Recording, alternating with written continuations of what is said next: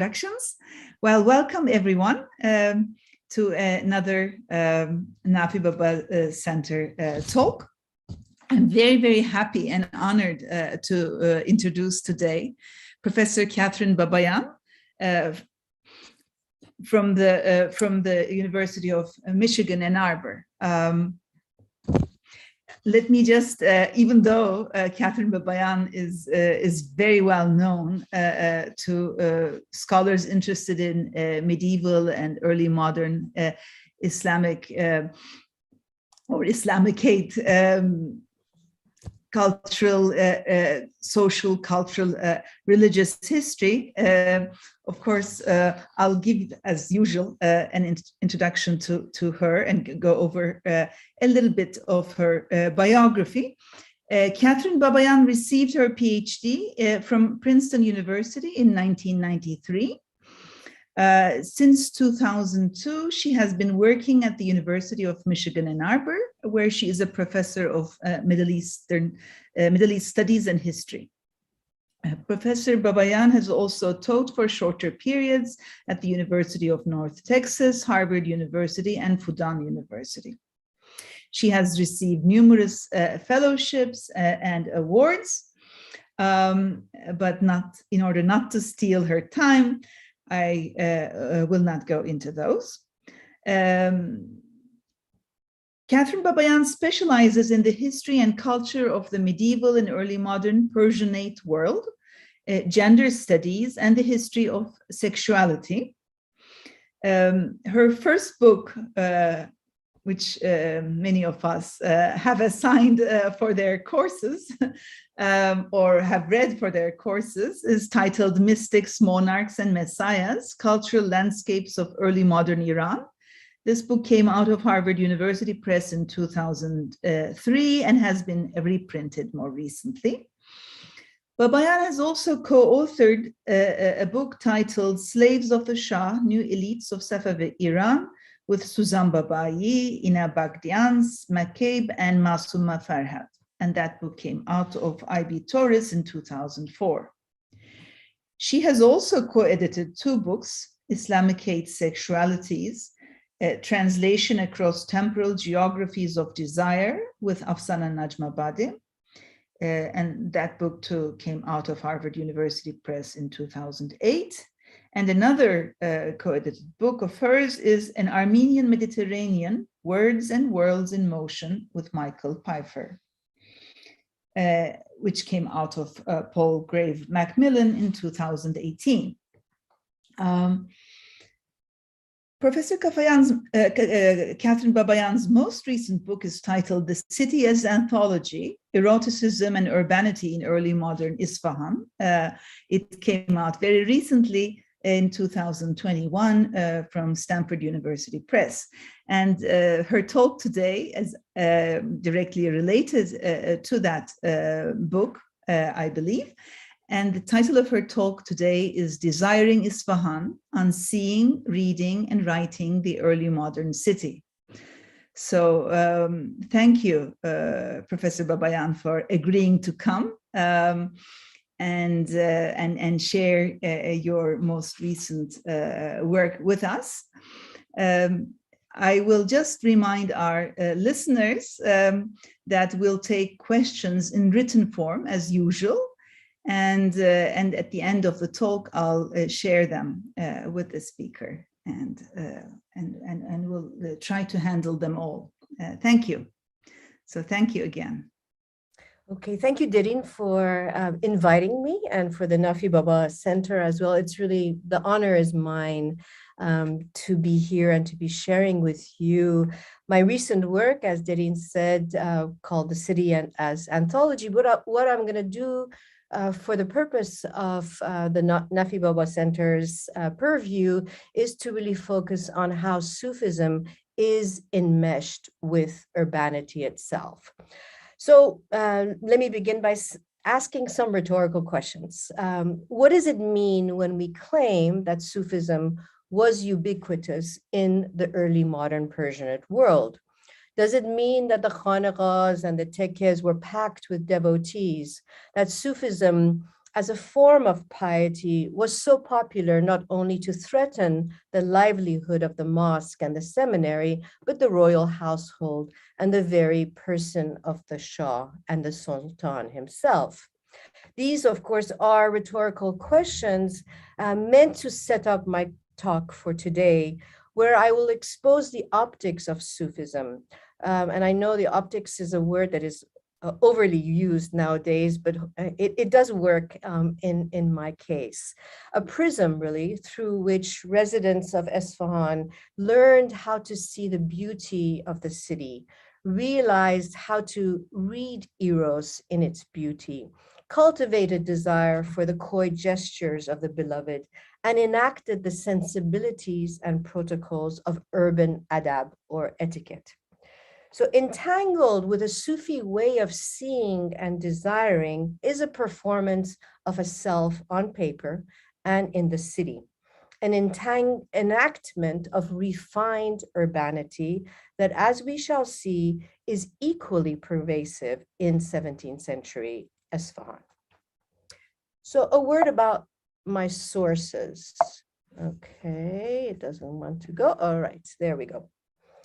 Thousands of anthologies produced in Isfahan assembled household objects ranging from portraits and letters from friends to poems depicting the central square to marriage contracts and talismans.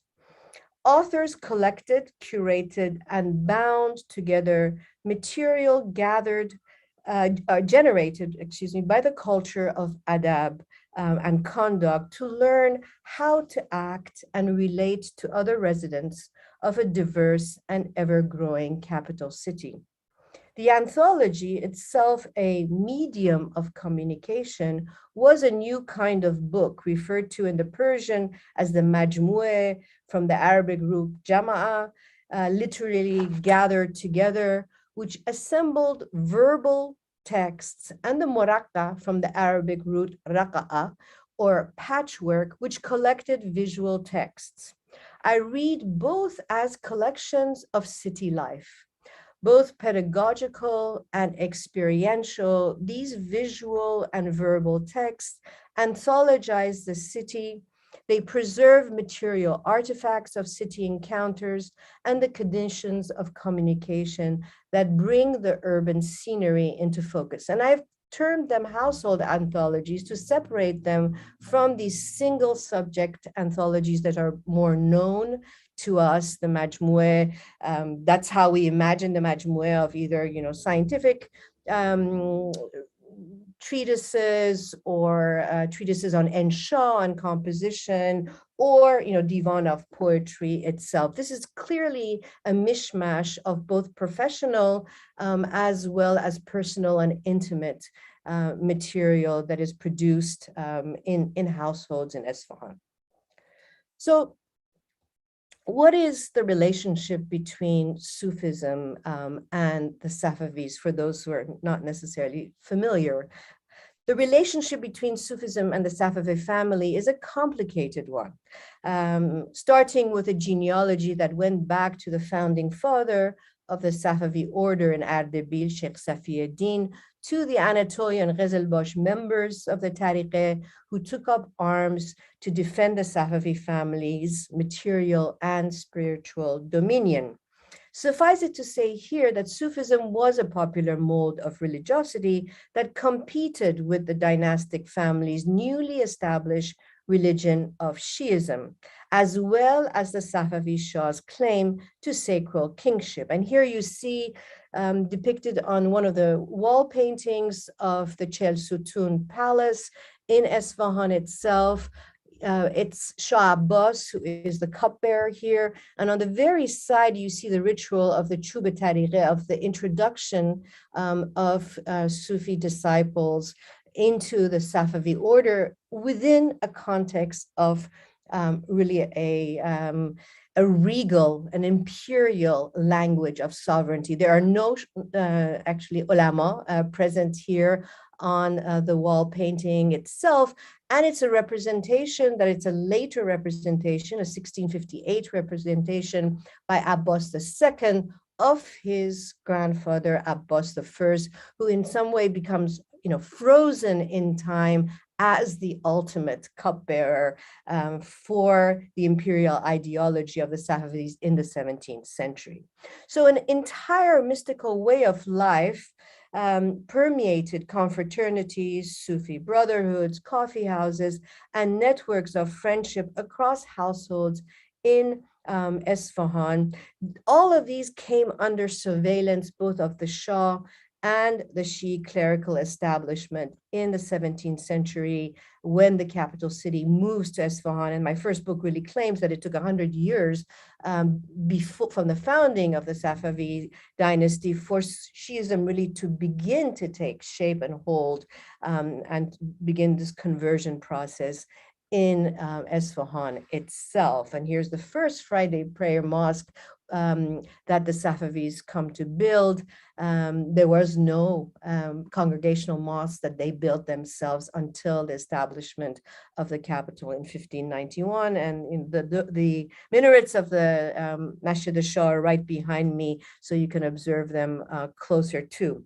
So I read Isfahan's conversion to Shiism alongside its physical and cultural expansion through the anthologizing practices by which residents declared and performed their urbanity. The prohibitions against adultery, zina, and sodomy, levat, along with brothels and wine bars, communicated the Safavid Shahs and the Shi's religious establishments' power to enforce the Sharia law. Public documents signaling these proscriptions were meant to achieve order and discipline. They were visible words intended to regulate sexuality and sociability in Isfahan's various urban spaces, in bathhouses, brothels, and in the streets. Just as the capital city's physical renovations generated this new Maidan, which I will show you, generated new social formations, they also transformed effective ties between those in authority and their subjects. The social really becomes a productive analytic for interpreting the transformation of the city beyond its symbolic and urbanistic features. Mystical registers of Adab were being translated onto new forms of sociability. And this translation, or to put it differently, this conversion from mystic love to urban love in the 17th century is documented in abundance by the anthologies. In fact, the spirit-body bond between lovers and beloveds was appropriated and applied to a wide-ranging performance of amity and sovereignty in the broader context of the city, the court, the bazaar, the hammams, the coffee houses. So in the setting of an emerging urbanism, this new adab of urbanity required the cultivation of rituals and habits for communicating with other refined subjects. Residents had to learn urban mannerisms in gesture and in gaze. And that's how I understand this incredible production of majmuas and muraqqas from the 17th century in Isfahan. Let me take you into a close reading of two collected objects from these anthologies, one visual and the other verbal, to underscore the prominence of ishq, the mystic love that is desiring, to demonstrate how a shared phenomenology emerges as residents learned how to see the beauty of Isfahan and realize how to read Eros itself in its beauty.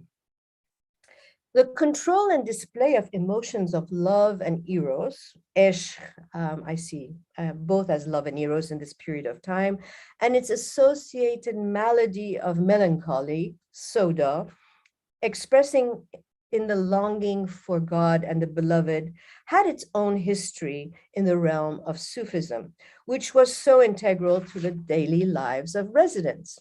To be a Sufi meant that one had to come under the spell of love. Love was a language expressed in verse and prose through which intimacy was configured. even as the ultimate purpose was to direct the Sufi disciples towards God in fraternal communities, this was to be achieved through human guidance. And so Sufism concerned itself with the disciplining of adab as an entire set of behaviors meant to regulate the carnal body and align the self through the intermediation of the Sufi master with the celestial order. Ritual gazing was a stage that Sufi devotees had to master on their journey towards union with the divine. Its aim was to provoke the simultaneous sensation of separation from and longing for the object of desire. Boy gazing, or Shahid Bazi, depicted the practitioner, often an older bearded man, contemplating a beautiful beardless youth, an amrad, who represented the divine on earth. And since the mystic was meant to practice seeking and loving God, not the beautiful male youth, he was forbidden from acting upon his carnal desire. In a typical composition that you're seeing here, two drawings attributed to Reza Abbasi, who dies in 1635, but this composite is made later on. He was a famous calligrapher also who animated the walls of the mosque in the central Maidan of Isfahan too. This composite painting materializes the state of separation between the beautiful beloved and the Sufi gazer. These drawings were executed on two separate sheets of paper and then assembled side by side in a moraka. A grid separates them and confines each to its original state of composition. The placement of these two images in a dialogue with one another illustrates how ritual gazing was a method of contemplation meant to help achieve the mystic lover's self-discipline and purification. Here, the Sufi lover gazes and is steered by desire, yet any actual encounter is simultaneously arrested in its activity. Desire was the emotional mechanism that made recognition and appreciation of true beauty possible. And here on paper, erotic desire is activated. A poem frames the dipstitch to guide the viewer's understanding of the image itself, written by another calligrapher, Nuruddin Muhammad al-Lohiji, whose signature appears on the left margin of a third sheet of paper. The hemistich reads, "Your green line is a beautiful sign. Khat sabzat ke oye khubist." The word khat here refers to the first sign of facial hair above the beloved's lip. This line is commonly referred to as green because of the way black hair seems to have been perceived as it grows on olive skin. But khat means more than just a line of hair or of poetry. It also means an inscription and a script. A resident of Isfahan reading this hemistich, this khat, would associate it with a young beloved, an object of desire. But the collating of these two images expands on the meaning of khat itself. This is an iconic image, of course, of Sufi gazing, but to absorb the ritual context of gazing, the images together with the lines of poetry explains the rules of its practice. The green line of the beloved is both a liminal symbol of masculinity and a male fetish. But when located within Sufism, celibacy, and boy gazing, it signified the sacred. This etiquette or adab involved a double action on the part of the mystic gazer, desiring while refraining from acting on that desire by remaining celibate.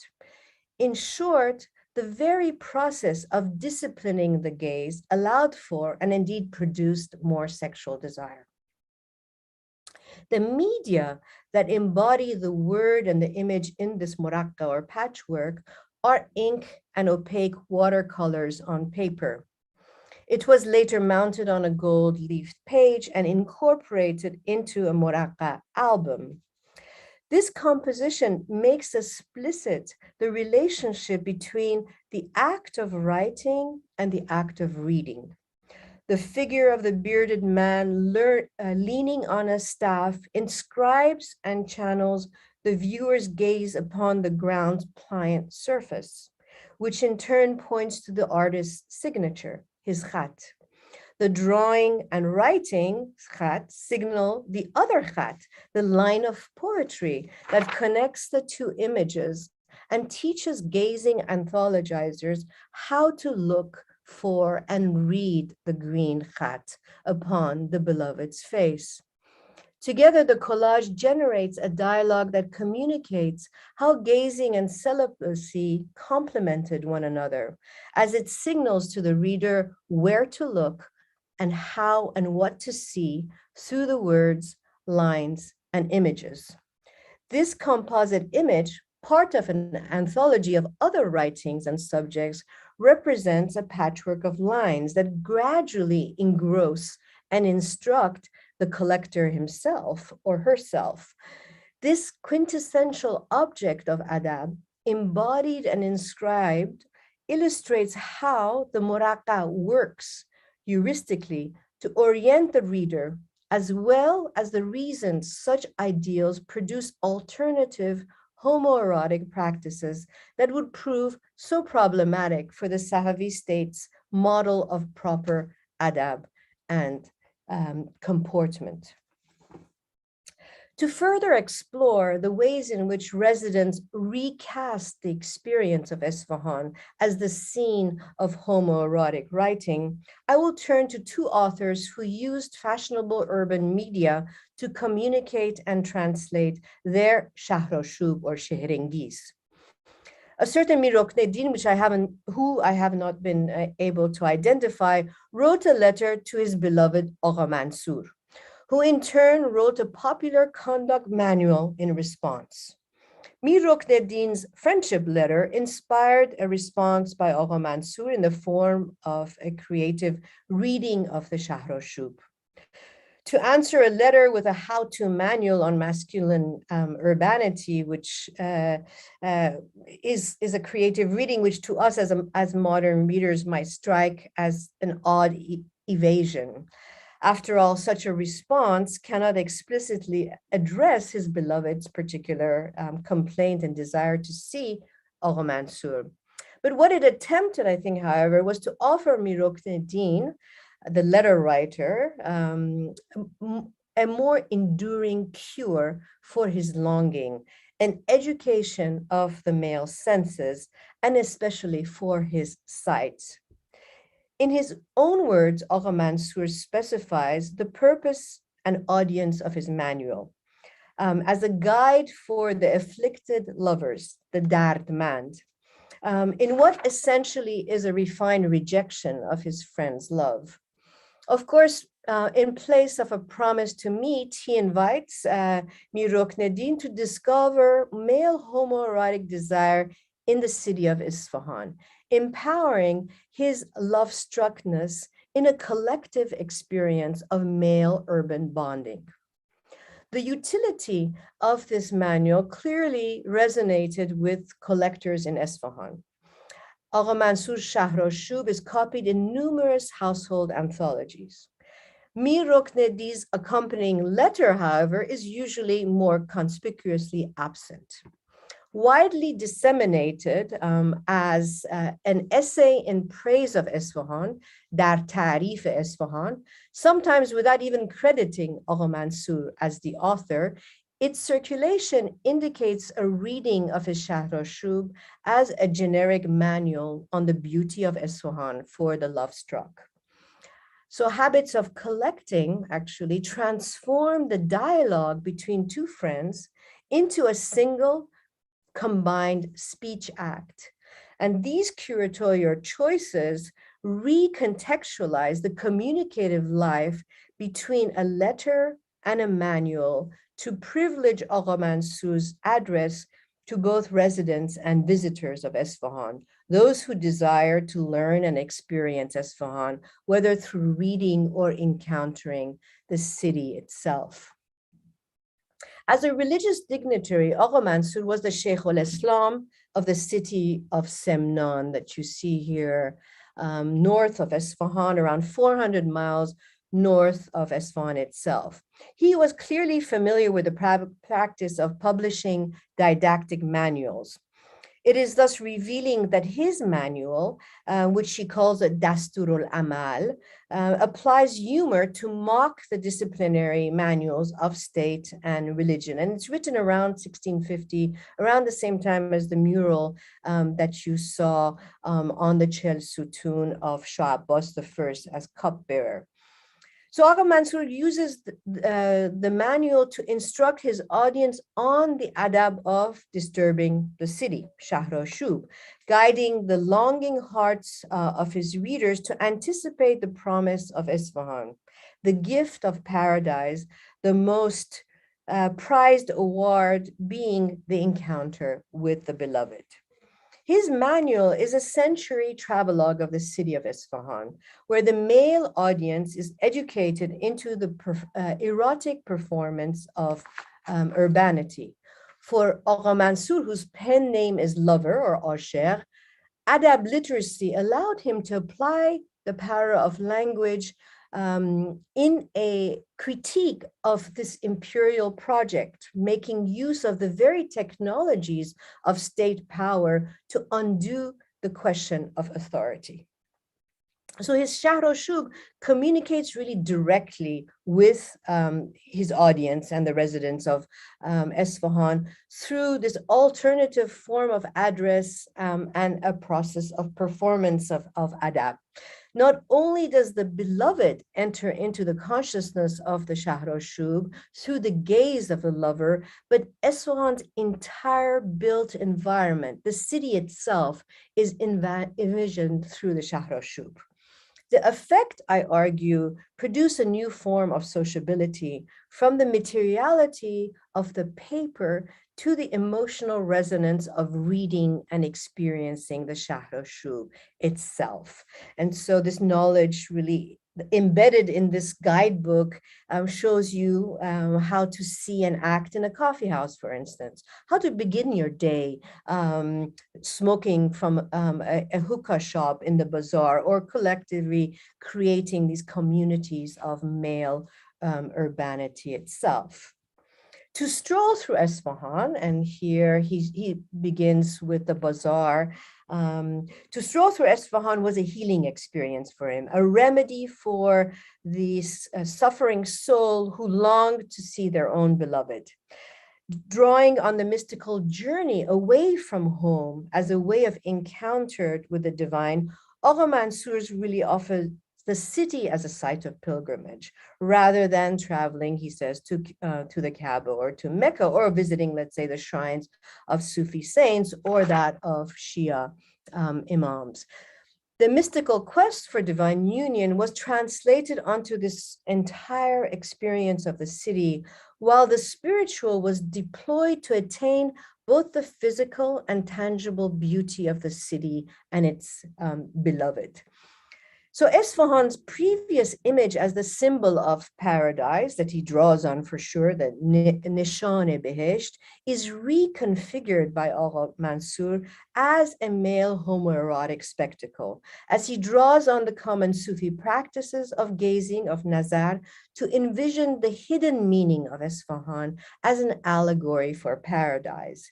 And the etymology really of the Persian noun nazar derives also from the Arabic nazara, to view, to eye, to look, to gaze, to glance, but also to watch, to observe, to notice, to contemplate, and to consider it. And so this poetic recording of the spectacle of Isfahan on paper drew on all of these senses of nazar itself, cultivating insight, consideration, discernment in the reader's eye. And very similar, I think, to the etymology of the word of spectacle itself, from the Latin public show, and spectara, to view and to behold and to watch itself. Yet the contemplative practice of nazar also did more in part by igniting carnal desire, as the viewer beloved was drawn to the viewed and the lover. The practice of gazing here was central to Agha Mansur's education of the senses. Urbanity and the figure of the beloved then becomes signs of sociability, while desire renders a new kind of masculine culture visible. The built environment and the spectacular events patronized by the court in the Naqsh Jahan Square served to Agha Mansur as a mediator between the eye and the affective senses of the spectator, already associated with gazing and erotic desire as well. So to start off his manual, he actually breaks with mystical temporality of divine union to write the city as a site for the lonely to actually experience physical desire and love. He disrupts the play of the Sufi conventions of longing by declaring to his reader that he intends to leave the state of separation behind. Not only here do paper and words restrict him, he says, but so too does the ideal of unrequited love confine him. So Agha Mansur positions himself as a spiritual prisoner, as the Zendani, in the abode of misfortune, the Beitul Akhsan, but the language of mourning that he employs and the poetics of mystical love that he himself deploys of lover actually then allow him to materialize the encounter and the intensity of the encounter in Isfahan itself and the Maidan itself, which I'll end with my talk. So once he voices all of these complaints and his decision to actually separate himself from this state of separation, he then explains to the reader or the listener what his Dasturul Amal and his manual is about. He says, in no manner may they, the residents, violate. They must act according to this order, to this dastur. The desire of this heart, Yani the author, is such that a passionate order, dog, be written about the healing qualities of every chapter, bab, or gate of Isfahan. So traveling through Isfahan becomes a universal command and a remedy for the suffering heart. As the pun on Bab makes clear, such travel can be read and experienced as reading a book. As the sightseer walks from one city gate to another, as though flipping from chapter to chapter, he says, since time is not sufficient, let them be content with this model manual, Nemuzaj, since the nature of speech is thus limited in the manual, this manual will suffice. So he starts his morning walk after he's had a smoke of hookah in his favorite timche. He starts the tour really at this eastern corner of the central square, the gate of the Ghaysariye, where the sun rises. And he talks about the dexterous master craftsman, God, who's lifting the morning gate of the eastern stall, warming the entire marketplace and filling the mirrors of a mirror seller stall with light.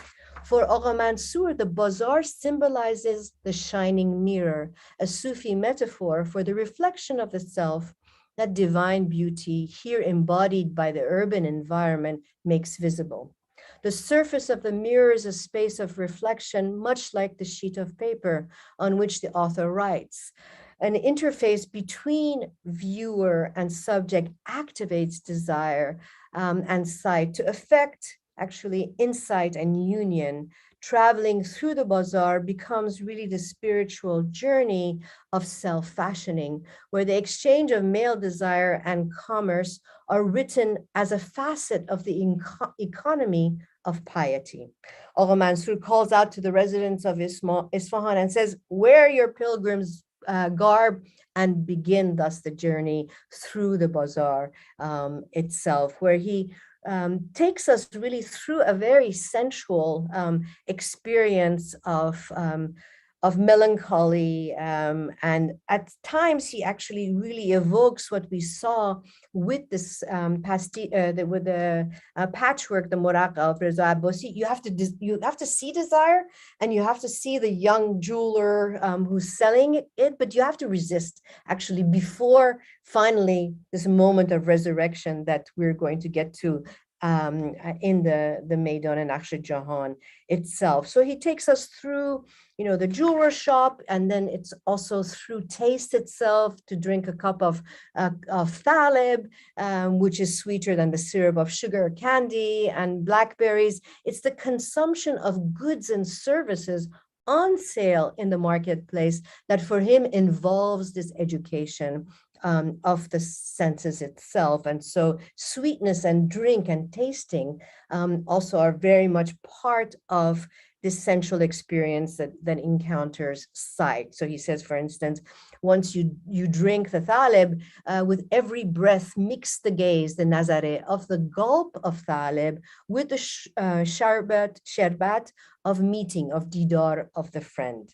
So I will not take you through the entire tour of Isfahan, which entails the best coffee houses in the city, and directions as to exactly from whose hand should one receive the cup of coffee in each coffee house, to the Friday prayer mosque, and then the medieval mosque, which he actually prefers to the Friday prayer mosque. He makes it very clear to us that he prefers the Seljuk mosque itself in the medieval city. And he ends then, he goes to a Sufi Khanaqah, which he calls the Khanaqah of Malik himself. I hope I've provided you with enough of a palate, that your palate is sweetened enough to have really a tasting of how this art of masculine adab involved ritual boy gazing, and it required really a particular kind of aesthetic to skillfully engage with friends in a public display of love and sexual desire.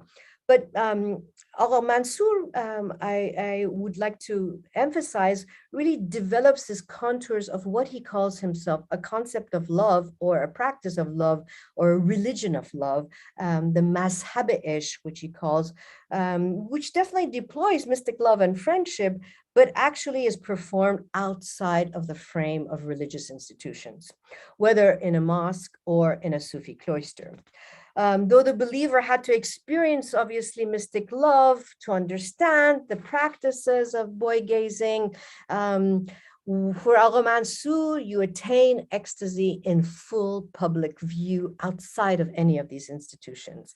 And so I'm just want to end with his ecstatic encounter in the Maidan of the Naqsh Jahan. He says, once you arrive at the Naqsh Jahan, take a moment to absorb the entirety of the space so that it will come into view.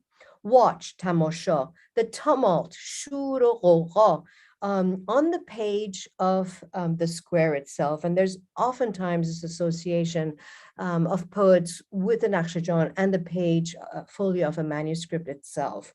And he calls Safei Maidan himself. Surrounding you, the multitude of people congregate like the heavenly sphere with stars and planets, which has the qualities of the end of time. With the sound of drums and the blowing of the trumpet, the joyous clamor of people in the Maidan resembles the field of resurrection. In every corner, a performance, a marike, and in every place, assemblies of men come into view. So for him, when he refers to also this Maidan, he calls it my Maidan, Maidanam. The gazer and the disturber was to find for him a niche amidst a crowded area in the Maidan, and then direct his gaze towards the best wrestling troupe in town, the troupe of Baba Qasim, the long-bearded beloved, he calls. Find an appropriate corner, a place where you can see all the beauties walking in with elegant and well-proportionate bodies and pomp, like lions. They will glorify the space of sight for those with longing thoughts. Mardom khiyal tang. And then he turns into a ghazal. Once that coquettish sweetheart enters into the square with his flaming face and long braids, consciousness, whoosh, and ability disappear among the crowd. Whosoever gazes upon his face, consciousness and patience distance itself from its heart. He bedazzles the heart with his coyness and his colorful style. His mannerism is like a peacock, his black hair like two wings. His name is Agha Hussein Ali. His skirt is sealed shut. So Agha Mansur transports the ritual practice of communal weeping from Malik's Khanagah onto the theatrical stage of Isfahan itself. Patience and restraint can no longer sustain in this final stage of ritual gazing. And he says, whoever stands upright at this performance, he wryly observes, is a lost cause. Agha Mansur disturbs the city as he calls lovers to lose themselves in ecstatic union. Here, amidst the crowd of the Nakhsh-e-Jahan, the Adab of masculinity requires the male audience watching the wrestling match to look upon Agha Hussein and faint from his beautiful face.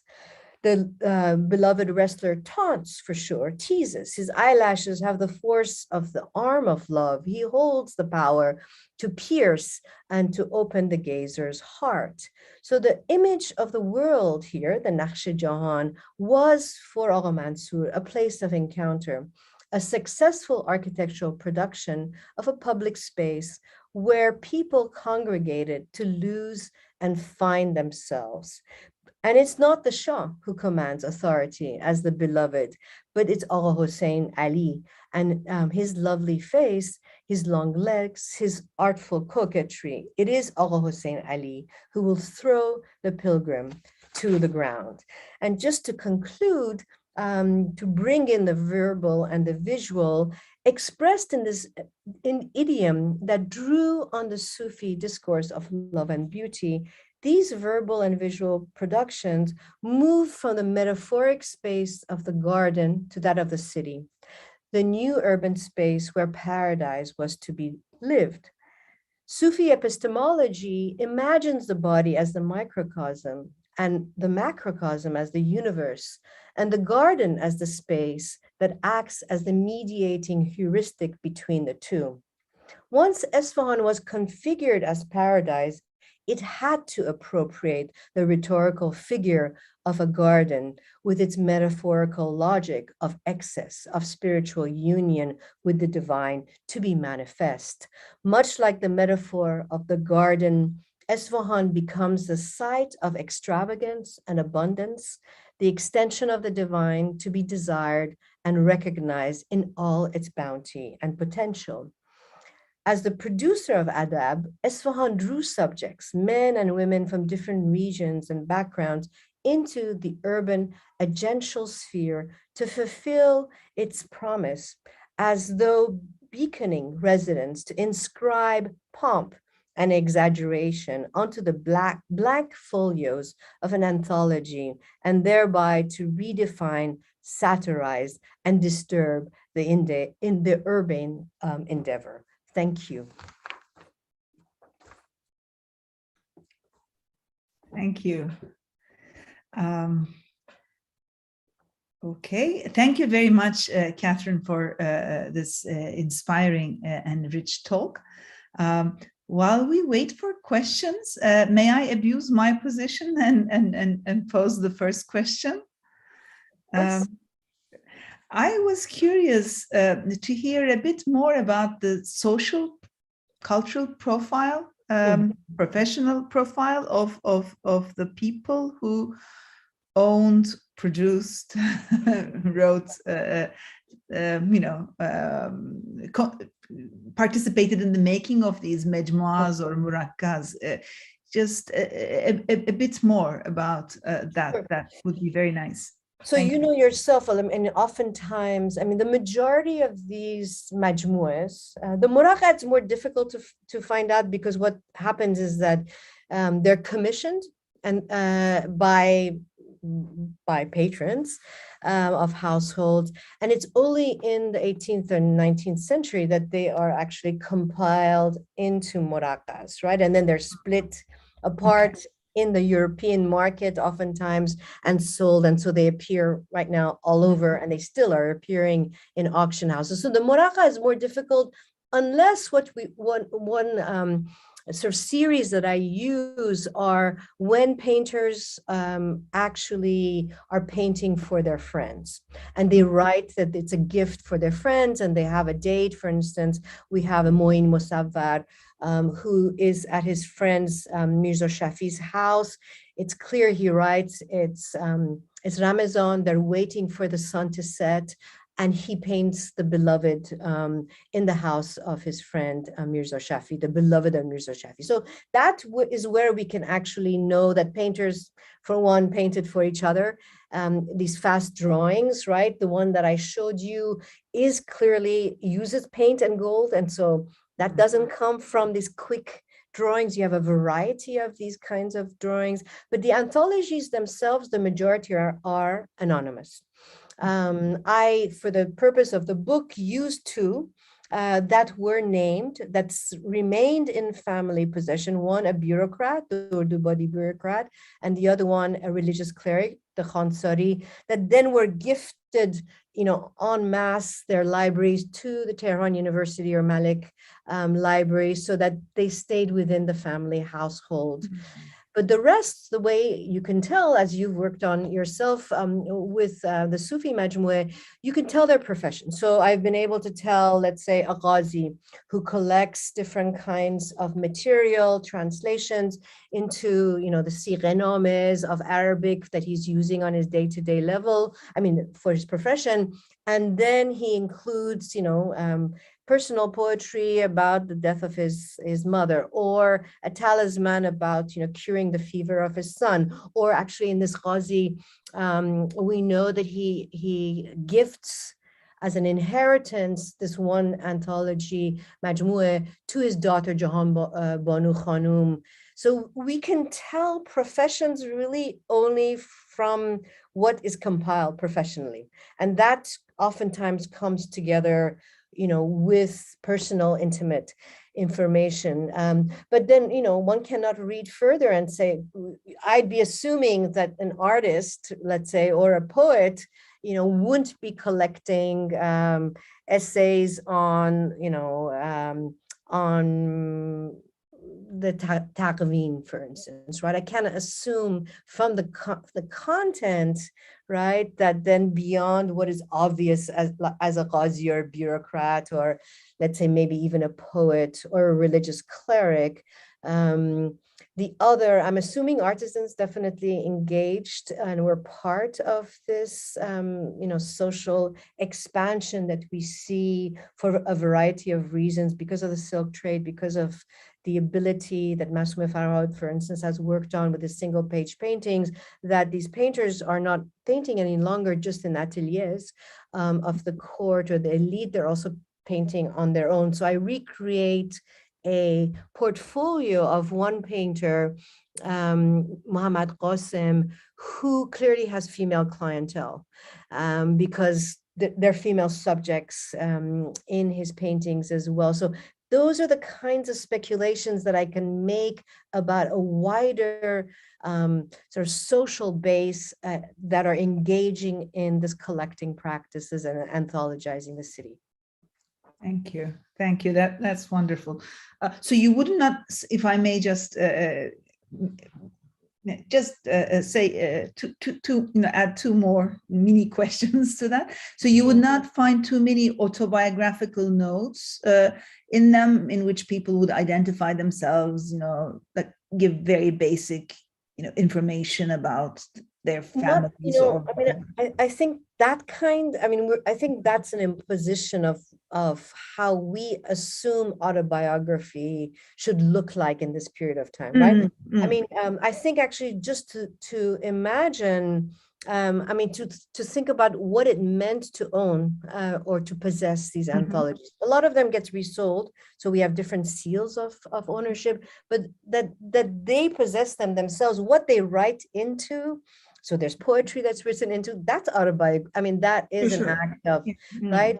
So the only, right, these two, the religious cleric Khansari and the bureaucrat Urdubadi became a guidepost for me to see, first of all, because there was a table of contents, which is a new innovation in the Majmu'as. Both of them had one. And, you know, I'm speculating that it's because there's so much information circulating, so much urban knowledge circulating in the city, that there was a necessity to organize it, right?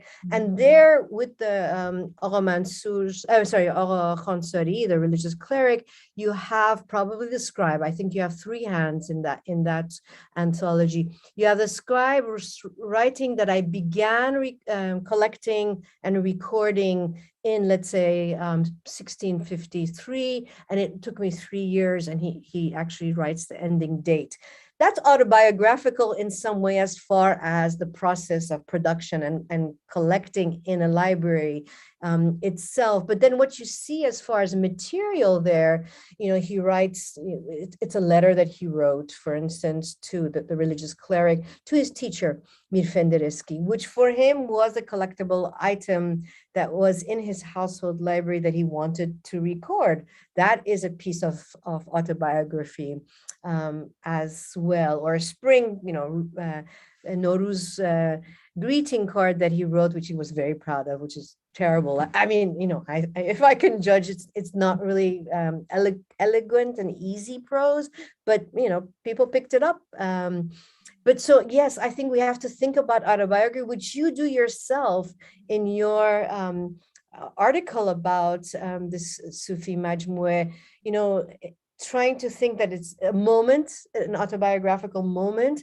But I actually think that if you think of these majmuas, there's no need to write your name. It's yours. It's in your household, right? What you add in and you curate tell you something about this writing of the self, this unfolding of the self. Thank you. And if I may just add one little, the second mini question, and then I'll definitely let others ask their questions. Any clues in these mejmuas or murakas about where they were preserved until they, you know, ended up in Safavids or wherever? So the majmuas are that I have looked at are all in Tehran.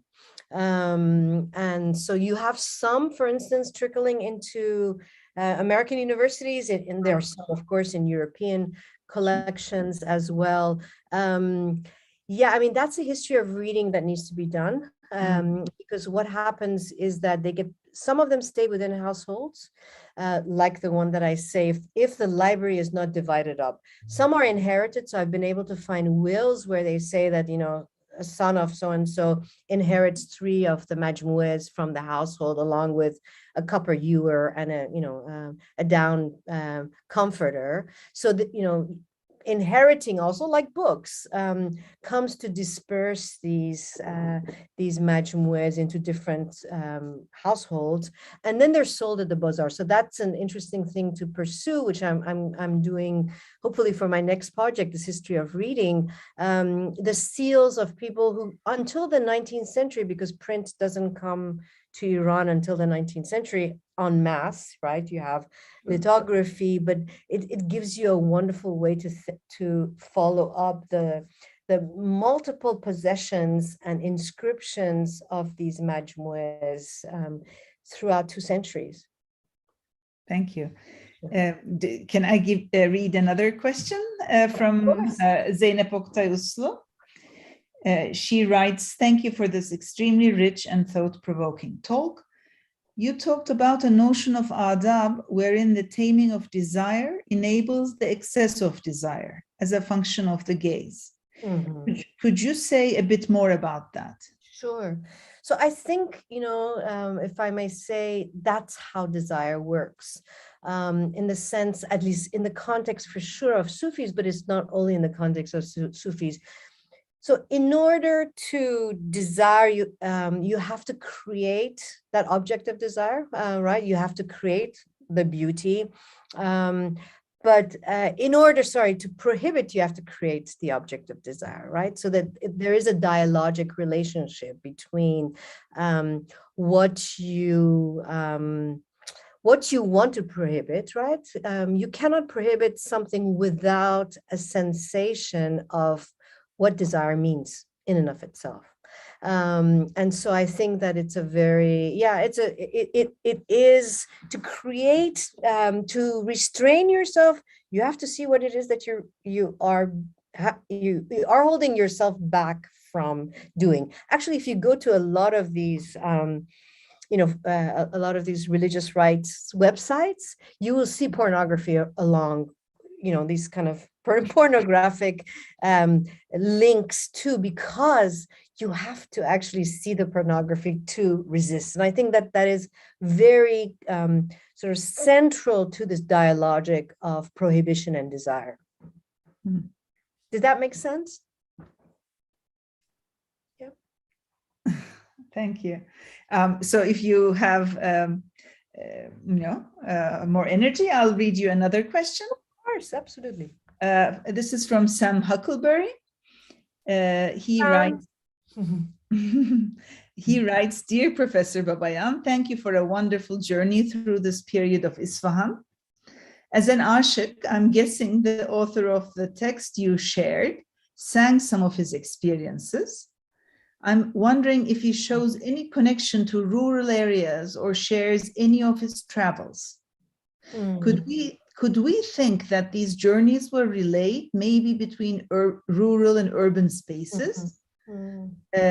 I should say he, and then in parentheses, I should say he or others who read him. That's a great question. So, he's already coming from Semnan. Semnan is not a big city at this moment in time.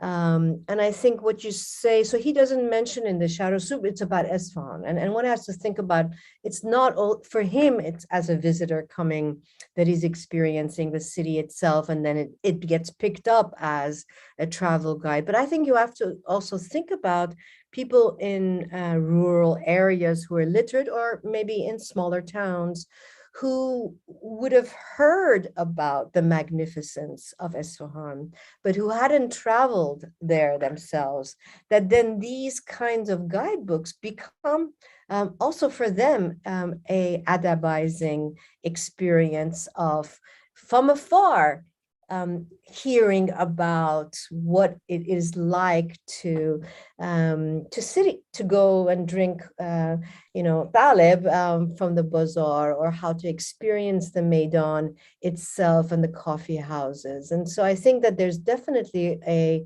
relationship between sort of smaller towns and the city itself of Isfahan. And that's part of this whole digital project that I'm beginning to do with my colleague in the University of Isfahan, is that, first of all, there's so many of these majmu'ah, I just focused on those where it's very clear that it was produced in Isfahan. Either Isfahan was written in someplace in the majmu'ah, or a particular paper of Terme those who are specialists, the manuscript specialists who had actually cataloged them, like Danish Paju himself and Hoeri and Iraj Afshar, who then located them in paper manufacturers in Isfahan itself. That's what I focused on. But clearly, these majmuahs were produced in many other bigger cities or smaller cities. Whether it goes to rural areas, that's something to be pursued for sure. But yes, it's not only Isfahan that's producing it, and it's not only for consumption in Isfahan. Thank you. Another question then. This is from Jose Rafael Medeiros Coelho. He writes, Dear Professor Kathryn Babayan, thank you for your fantastic presentation. As a graduate student in the Critical and Cultural Studies program at Boğaziçi University, I would like to ask a broader methodological question. What is the role of discourse analysis in your work? Especially, how can we interpret these verbal and visual productions through multidisciplinary and theoretical research in history? That's a great question, and thank you for the question. So, one of the issues, let me get kind of very grounded here. One of the problems with, let's say, problems or lacks in Isfahan to do the kind of social history of what people, how people acted. At least, through these kinds of legal cases, court cases, municipal cases that you actually have for the Ottoman history of Isfahan, of Istanbul, we don't have, for a variety of reasons. Oftentimes blamed at the Afghans who came in and invaded. Allahu alam, exactly why. Some of these majmuas definitely are recordings of what, let's say, like with the Ghazi, some legal cases. So you see that in that sense, the professional and the personal very much come together. And some of them, you can tell, those are not the ones that I read and used. They are court records, court in the sense of not legal court, but palatial royal chancery court records, copies of letters, of diplomatic letters, for instance, as well, of farmans, of soyurqals. So that was one of the let's say, methodological issues that I wanted to deal with, is like, how do you find sources that I could read as social history that are not necessarily didactic, that don't come from manuals and from farmans, that actually tell you something about sociability and actually enactment. And so that's a place where I'm reading these anthologies. Not necessarily one could read them that way, for sure, as discursive elements. Yes, these are the poetics of, let's say, Sufi poetics that are fashionable at the time. And so they're just recording these Sufi poetics as a way, again, as part of Adab, because it's important and trendy to collect images or paintings, or it's trendy to collect the mystical poetry. So I'm taking it one step further, and I'm saying that these are actually how-to. These are communicative channels through which, one learns how to act, right? And one enacts, right? One performs. So that's the methodological move that I'm doing, that it's not only discursive, right? It's not only poetic, but there's actually a politics of respectability circulating in the city that sort of allows a historian to think about, okay, these gestures that you see of a beloved in the image is, first of all, collected. Why? Collected amongst men, kind of like locker room talk, if you will, in a more crass way, to actually come to appreciate what beauty is like, and that these gestures are non-verbal languages of communication that really educate in some way the male into the sensibility of what I say, call refined urbanity. So the move between the recorded text itself, which is a discursive text, I see layered as far as a process is concerned. Not only what you choose and record already is a curatorial choice, as you write it or as you ask your scribe to record it, also is something where you yourself come to enact and embody, right? It becomes a part of your repertoire of how to act and see and how to think. And then I'm assuming subjectivity emerges from this discursive self that then is performed and enacted in the city itself, or in the coffee house, or in homes of people, of friends that are invited. So I hope that answered your questions, Jose.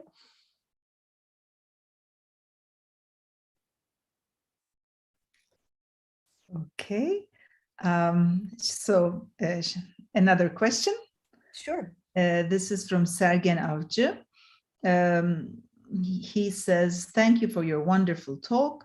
I have two questions. One, looking at female characters from different classes in texts, what can we say about their experiences of perceiving and conceiving the public spaces? The second question, maybe I read that as well. Sure. Are there any specific terms mentioned describing authors of anonymous mecmuas like musannif, müellif, or müstensi in the texts? Okay, so authors of Majmua themselves, right? Okay, so let me start off with the first one. Thank you for those questions. Yeah, I didn't have time to bring in the female characters. So in this bureaucratic household, the Urdu body household, there is a recording by the scribe of a Masnavi that she wrote. And that was the first time I encountered. I have an article about it.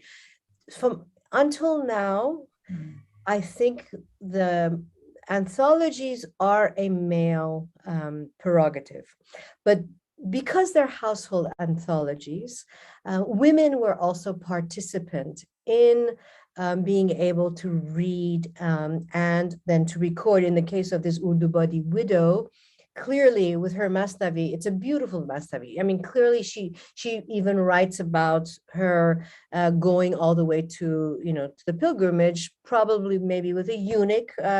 It's not very clear. So she has a very public persona. And she talks about Isfahan when she goes to Aleppo, for instance. She sees the central square of Aleppo, very similar to Isfahan. She talks about how not only the architecture and the built environment reminder of Isfahan, and then of course make her miss her family immensely, but also the bazaar and the way in which people sell the food. So one could tell, and these are of course a few examples, but they're definitely a sense that she comes, of course, from a privileged literate family, but that women were also part of this culture as well. And so, yes, I'm looking forward to finding more. As I say, I found women inheriting majmuas itself, and so because of course, also Shi'i in Islamic law, both female members and male members inherit majmuas as well. And as far as authorship, for majmuas itself, so no, I mean, the Khansari one, you could see that the majmua is actually used as the table of contents, is stated ما في هذه المجموعة. And so the term majmua is actually used contemporaneously for what is included in this majmua itself. Mu'allif, I have to think about it. It may come up in the dibache that I look up. I have to revisit of the Urdu body families, majmua, where there is both the katib and the mu'allif. So I think that, yes, in the dibache of the Urdu body, with the bureaucratic family, mu'allif does come up. But I would have to double check to see whether it is more common. That's again a special one because it has a dibache. Dibaches are the place where you know that the compiler and the scribe will tell you something about themselves, about their relationship, of course, to God and Muhammad and the imams as well. That kind of autobiography emerges in these dibaches, but the majority of these majmuas don't have dibaches.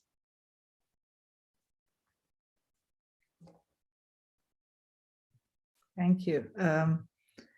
Okay, there are a couple of questions that are not directly relevant to the talk, but related to your other work. So I'll share one. This is from Sawai Singh. I'm sorry if I'm mispronouncing the name. He, I guess, writes, thank you for enlightening us. I recently read your work, Mystics, Monarchs, and Messiahs, and I'm curious to know whether Guluv expectations are still existing in modern-day Iran in some or other. Yes, they are.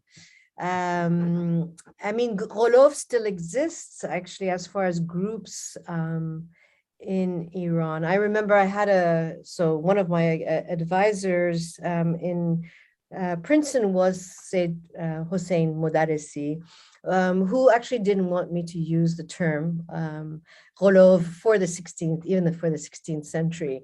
And he kept, on the margins, like a good cleric and Alem would say, no, dorostas, no, dorostas. This is incorrect. You cannot use the term Gholov for the 16th century, and of course for the Safavids, right, in the earlier period. But then once I defended my dissertation, he said, of course they exist outside of Qom. There's still actual, groups of Qulov followers of, let's say, of the different actually imams. Muhammad ibn Hanafiya has a little small mosque in Qom itself, which I visited when I went back to Rome. And so, yes, there is still that kind of, that exaggeration, or I would say the extreme emotional embracing of Gholov through different groups. And you could actually think that Khomeini was embraced by many as well, as the divine Mahdi himself, and somebody like Ahmadinejad played on that, right? So no, these are sensibilities that have not disappeared, and I think with the Islamic Republic of Iran, even in some ways emerged to the surface. Yes, so the short of answer is yes. So sorry, I guess I hadn't renewed the question page. Now I saw a question from Ahmet Kara Mustafa, who unfortunately had to leave, but his question is still, I think, quite interesting. So with apologies to him, I'll share it now a little bit belatedly. So he says, thanks for this wonderful talk, really enjoyed it. Can you say a few words about why you place the emphasis on adab and pedagogy, I can't pronounce it, rather than just self-fashioning itself? Sorry, can I? No, please. Continues, it's kind of long. Is Aga Mansur really attempting to educate others into the proper form of the erotic practice of masculine urbanity? Or is he just providing a specimen, namuzaj of how this happens to someone like him? Self-expression rather than an attempt to fashion the selves of others like him. Then, sorry, it continues. My question just got partly answered. Wouldn't the how-to dimension require that we know more about the audience, though? Anyway, I have to leave now, sorry. Okay, those are really great questions. Thank you, Ahmad. And I'm sorry that you're not here, but I can always. We would love to hear the answers. Okay, so why I use adab and not self-expression. I mean, I use self-fashioning for sure, but I wanted to actually use something, a term that was much more local and indigenous. And I would like adab to actually become as popular as etiquette. Why is it that we use etiquette?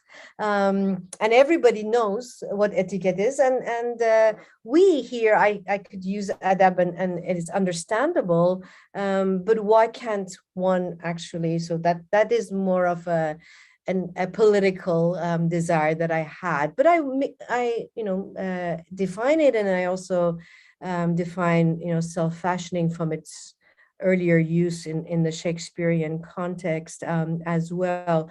The question about Aga Mansur is a very good one. Is it about himself?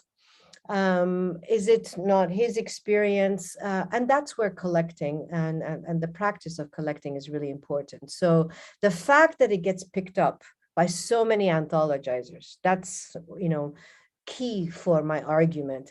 The fact that, Rukneddin's letter is completely separated from Agha Mansour's Dasturul Amal.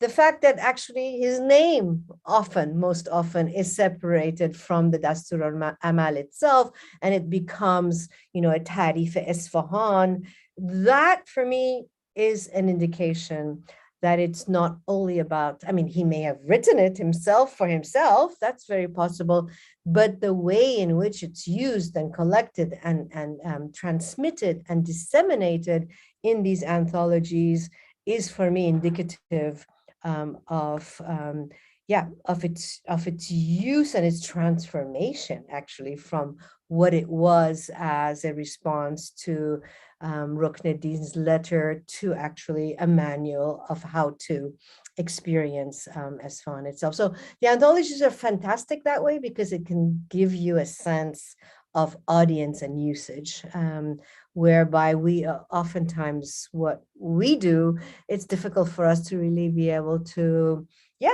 discern the effect of the writing of a particular essay. But here you can actually follow and see, oh my God, there's so many households that actually copy the same essay by, so-and-so, which is, for me is amazing. Thank you. Another question?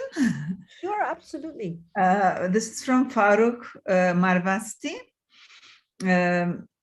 He writes, Salam, in the conflict between Sheikh Baha'i and Mejlisi, which side did the Shah take, the Sufi Baha'i or Shariati Mejlisi? Oh, that's a huge question. And, there's actually better people who are probably more equipped to answer that. So Sheikh Baha'i, and you mean Majlisi the second, the two were not alive at the same time. So, they're different shahs, they're different moments in time. Sheikh Baha'i was very much part of this imagination of the Naqsh Jahan itself. I actually, in the book, read his epigraphy, thanks to Noha Khoury, who did a fantastic study on the epigraphy of the Masjid al-Shah itself, sort of reading it as a book. And so, I kind of really draw on her work to read the actual experience of the Masjid al-Shah as a gradual conversion to Shiism, because the majority of the population of Isfahan were Sunnis at the time. Majlisi is much later on. Majlisi II is much later on, in the 1690s, is a Sheikh al-Islam there. And whether he embraced, his own father, Majlisi I, was a contemporaneous scholar of Sheikh Baha'i, and they were both, had mystical sort of colorings of interpreting, of religiosity itself. And so he falls short, the son falls short of actually condemning his father himself. And I think Sheikh Baha'i's reputation is so important that it would be difficult for Majlisi II to actually diss him. But I'm sorry, I can't answer any further because it's really not my specialty. Thank you so much. I think we have come to the end of the written questions. Unless the people here on Zoom would like to ask a question simply by speaking up. For that, I can give a minute. Then I would thank you on behalf of all of us for speaking to us and for taking questions. And yes, Engin Hocam, buyurun. Oh, sorry. Okay, I misread your. Thank you so much. Oh, there we go. Hello, the most important person in this audience here. Thank you, Tolga. Okay. You're welcome. We also listen to your talk as well. You start them young, huh? Yes, we do. Okay, hi Sam. Thank you so much, Derin, for the invitation, and thank you, Chidem, for being here as well. All of you, Thank it's been you. a pleasure. So yeah, late, and thank you so much, Kathryn. thank you. It's great to actually have questions and to have an engagement. So thank you all. And thanks to the listeners for their questions and for being here. So have a great day or evening, depending on where you are.